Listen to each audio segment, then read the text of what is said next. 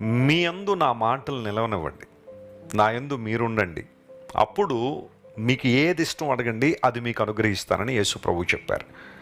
యోహాను సువార్తలో యేసు ప్రభు దైవత్వం చాలా చాలా స్పష్టంగా ప్రతిధ్వనిస్తూ ఉంటుంది. పరిశుద్ధాత్మ దేవుడు యోహాన్ను ఎట్టి విధానంలో ప్రేరేపించారంటే యేసు ప్రభు దైవత్వాన్ని చాలా స్పష్టంగా సువార్తల్లో రాసుకుంటూ వచ్చాడు.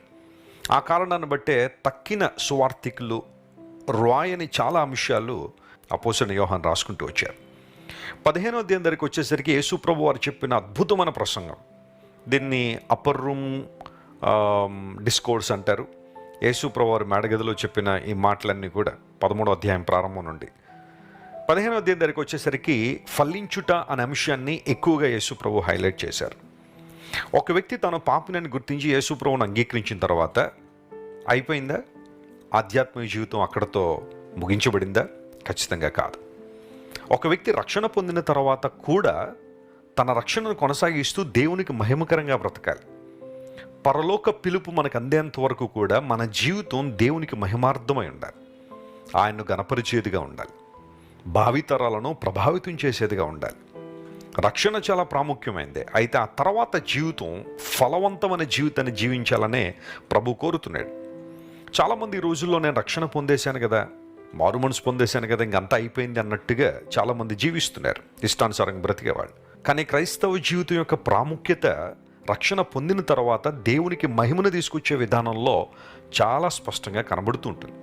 అపోస్తలుడైన పౌలు యేసు ప్రభువును రక్షణగా అంగీకరించాడు, కానీ ఆ తర్వాత అతని జీవితంలో వచ్చిన మార్పులు అనేక మందిని ప్రభావితం చేసే సంఘాలకు దీవెనకరంగా ఉన్నాయి. ఇప్పుడు దేవుని బిడ్డ, నీ రక్షణ తర్వాత నీ జీవితం ఫలవంతమైనదిగా ఉండాలని దేవుడు ఆశిస్తున్నాడు. మనం ఫలించాలని, బహుగా ఫలించాలని దేవుడు కోరుతున్నాడు. మనము ఆత్మఫలం ఫలించటం వలన, మారు మనసు తగిన ఫలములు ఫలించడం వలన, వెలుగు ఫలాన్ని ఫలించడం వలన పరలోకపు తండ్రి మహింపరచబడతారు. దేవుడు మనల్ని కలుగు చేసిన ఉద్దేశం అది కదా, ఆయన మనల్ని నిర్మించిన విధానమే అది కదా. నా పేరు పెట్టుబడి నా జనులు నా ఎదుగు తీసుకురండి, ఎందుకంటే నా మహిమ నిమిత్తం నేను వారిని కలుగు చేశాను, వారిని సృష్టించానని దేవుడే మాట్లాడాడు. నీ జీవితానికి ఒక అర్థం ఉంది, నీ జీవితానికి ఒక పరమార్థం ఉంది. ఫలించాలని దేవుడు ఆశిస్తున్నాడు. ఫలములు లేని జీవితం దేవునికి మహిమను తీసుకురావట్లేదు. ఒకసారి నిన్ను ప్రశ్నించుకో, ప్రభు గురించి నువ్వు ఆలోచన చేస్తున్నప్పుడు నీ ఆధ్యాత్మిక జీవితాన్ని బేరీజు వేసుకుని ఫలములు ఫలించే జీవితంగా నీ జీవితం ఉందా? ఇలా ప్రశ్నించుకుని గనక మనల్ని మనం సరిచేసుకోగలిగితే, మనల్ని మనం సిద్ధపరచుకోగలిగితే ఖచ్చితంగా మన జీవితాల ద్వారా మన ప్రభువును రక్షకుడైన దేవుడు ఎల్లప్పుడూ మహింపరచబడతారు.